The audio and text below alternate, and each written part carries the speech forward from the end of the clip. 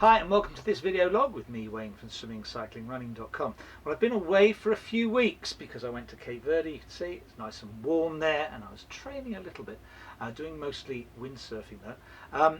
Plus I came back and then had to go to Gibraltar, so I haven't posted for about 4 weeks. I apologise. But whilst I was away, we had a question on the last video that I posted on anchoring the arm that I think a lot of you might actually echo in understanding. So I'd like to go through that question, and then hopefully it'll help all of you understand anchoring just that little bit better. The question was from Vankatesh, and I'll read it out now. I get the concept, but how do we implement it?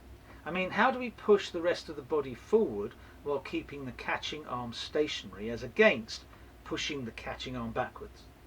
Now, the principle of anchoring is quite simple. You place your arm in the water so that you make a hold on the water, and you then pull back against the water. By doing so, your body goes forward over that point. Now, clearly, relative to the water, the less your arm moves back, the more your body is going to move forward. And that's the difficulty. How do we actually do that?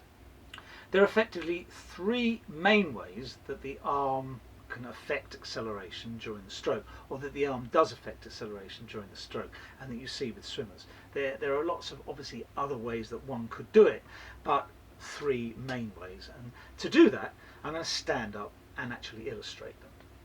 The most common fault I see, especially in adult swimmers, is rushing to the catch. So it's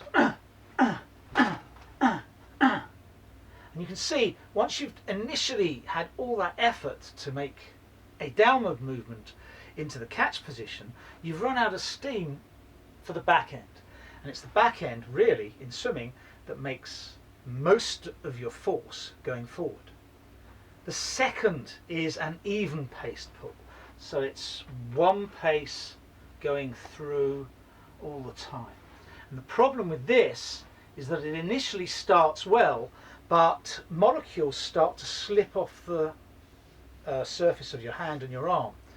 And once they start slipping off, you do naturally start to slow down. You don't actually keep that even pace. Your hold on the water gets progressively worse as that even-paced arm comes through the water. The third type of stroke is what most good swimmers use, and that is accelerating right the way through the stroke. Let's just illustrate it. So you come into the water, get the catch, accelerate through, accelerate through, accelerate through, accelerate through. And notice there's a slow move into the catch, but the arm is always accelerating throughout the stroke. Because it's accelerating throughout the stroke, and because you've taken time to get into that catch position, you're holding a lot of water. As you accelerate, more molecules try and join, and you're actually increasing your force as you go through the stroke. That enables you to jettison yourself forward, and if you're lucky, you actually get a greater distance per stroke than your arm movement forward to back. I would classify that as efficiency. So I would always classify efficiency as the distance you travel relative to your arm distance travelled. So if my arm distance travels there, but I actually move a little bit more than that, I'm more than one efficient. If I move less than that, I'm less than one efficient. So I would always measure efficiency, certainly arm efficiency, by the amount of movement compared to the distance my arm can travel from front to back. In the first video on anchoring, we used cycling as an example and accelerating from there right the way through to the bottom. Accelerating and then decelerating is like, in that cycling example, accelerating from there and then slowing down towards the bottom. And that just doesn't make sense in cycling. And it also doesn't make sense in running. When you're running, you're driving off the back foot, but you're driving all the way until when your foot leaves the ground. If you don't, you know you're not going to be going forward as far as you can. However long your stance phase is and drive phase in running, you would not slow down your foot until that foot had left the ground. And in swimming, we're talking about not slowing down until you get to that point where you're going to raise your arm out the water. Now I'd like to go to the computer and show you an example of two of those. Okay, so let's take a look at Stephen. Now Stephen accelerates then decelerates his arm. And you can see that quite clearly here. There's an acceleration, then it decelerates.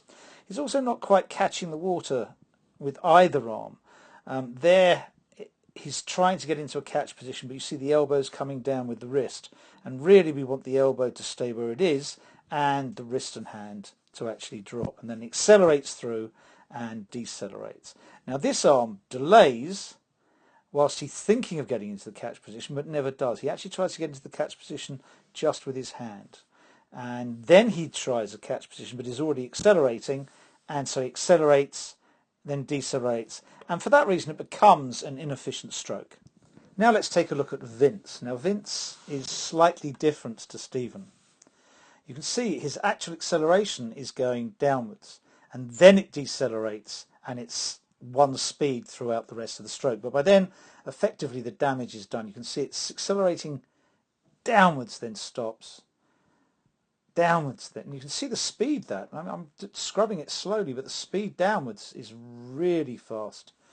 And as he draws close to us, if I slow it down, you can see that deceleration after that initial acceleration, which again makes this an inefficient stroke.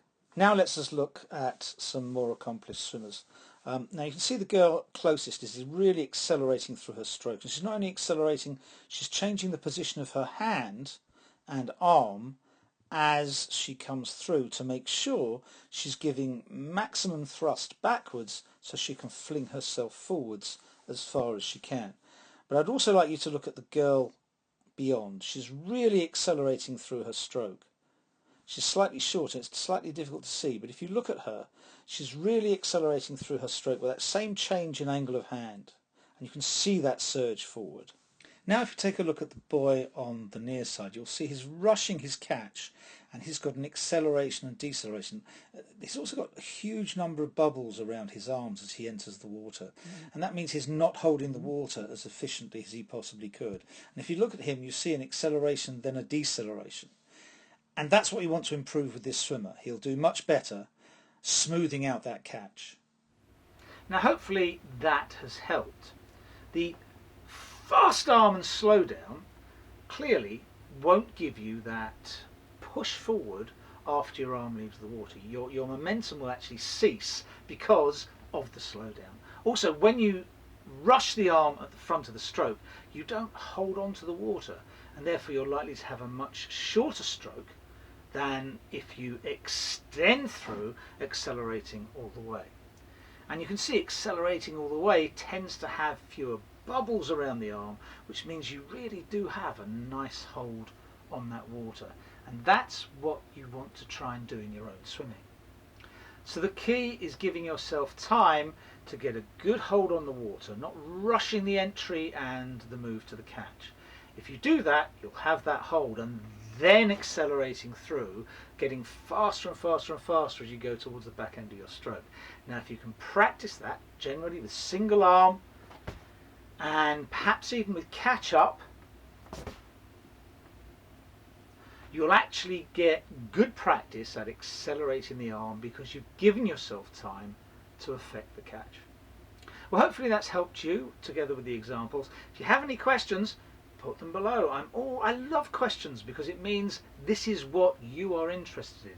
And if there's a question that I can find that helps other people, or I think will help other people, I'll always try and get a video out about it. Well, thanks very much. Have a lovely week. Hopefully the weather will be getting slightly warmer and less windy. Keep well.